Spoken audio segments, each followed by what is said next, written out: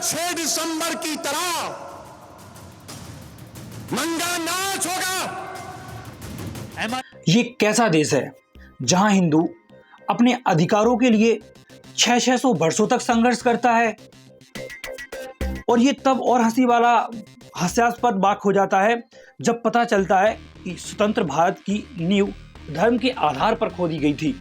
70 सालों तक एक ऐसी शक्ति ने इस देश पर राज किया जो सदैव हिंदुओं को ही उनकी नजर में गिराती रही। ये आप इस देश का दुर्भाग्य देखिए। आज हिंदुओं की चेतना जाग रही है।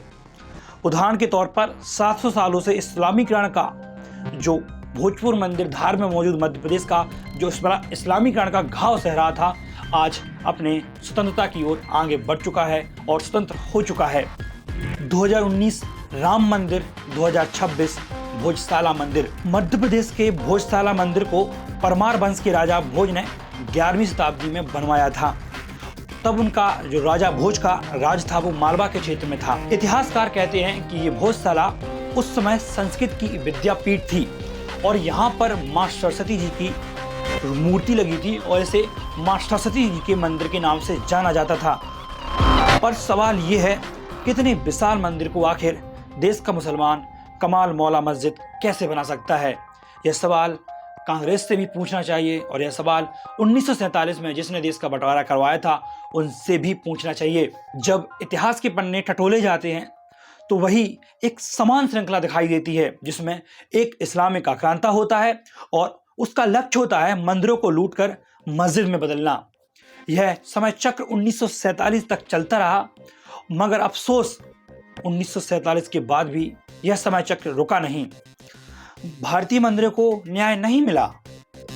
भारतीय मंदिरों को कभी भी न्याय नहीं मिला। कभी अकबर तो कभी औरंगजेब जैसे इस्लामिक आक्रांता अपनी विचारधारा से इन मंदिरों को रौंदते रहे और इनकी स्वतंत्रता छीनते रहे।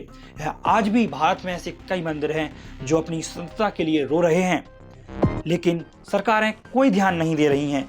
सब बस भाईचारे निभाने में लगी हुई हैं। और आप इस भोजशाला मंदिर का दुर्भाग्य तो देखिए। यह मंदिर था, इसके अंदर मौजूद यज्ञ कुंड, यहाँ की मूर्ति, इमारतें सब कुछ चीख चीख कर चिल्ला रही थी कि यह मंदिर था। पर इस देश का दुर्भाग्य देखिए, इस देश में इस मंदिर में शुक्रवार के दिन नमाज की अनुमति मिल जाती है।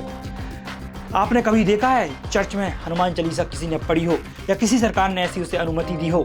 नहीं देखा होगा, क्योंकि ये सिर्फ भारत में मुमकिन है। अब जरा मुस्लिम पक्ष के तर्क तो सुनिए आप लोग, वो क्या तर्क देते हैं इसके लिए।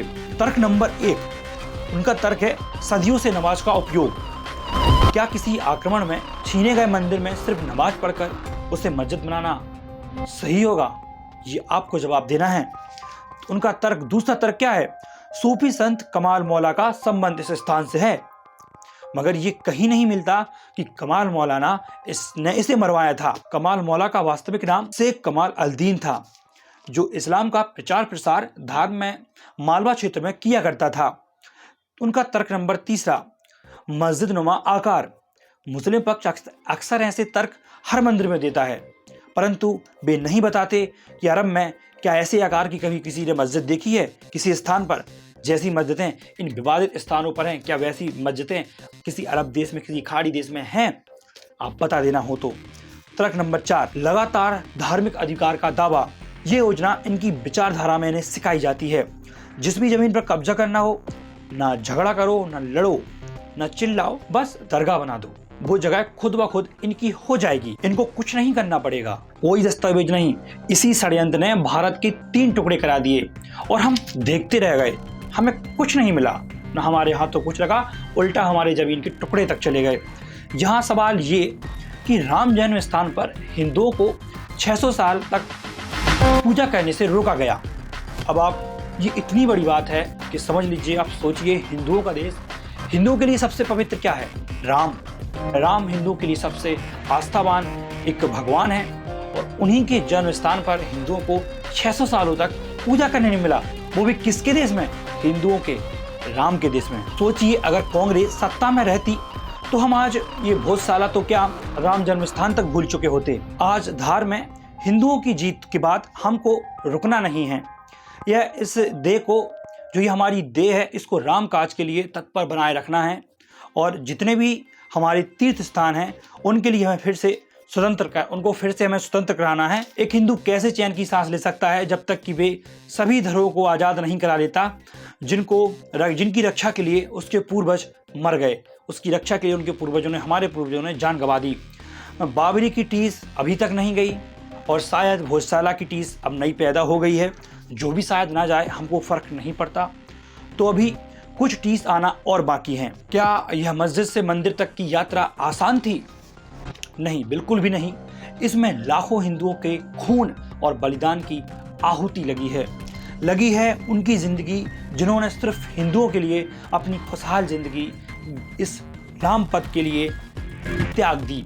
उन्होंने इस राम पथ का मुश्किल मार्ग चुना, संघर्ष, जहां उन्हें पता था कि संघर्ष निश्चय है, जहां उन्हें रुकना बिल्कुल से मना था। मंदिरों की और हिंदुओं की लड़ाई लड़ रहा एक वकील, एक व्यक्ति, एक मामूली सा बच्चा भी वीर योद्धा है। यह हिंदू समाज उनके असंख्य साहस का सदैव ऋणी रहेगा। जय हिंद।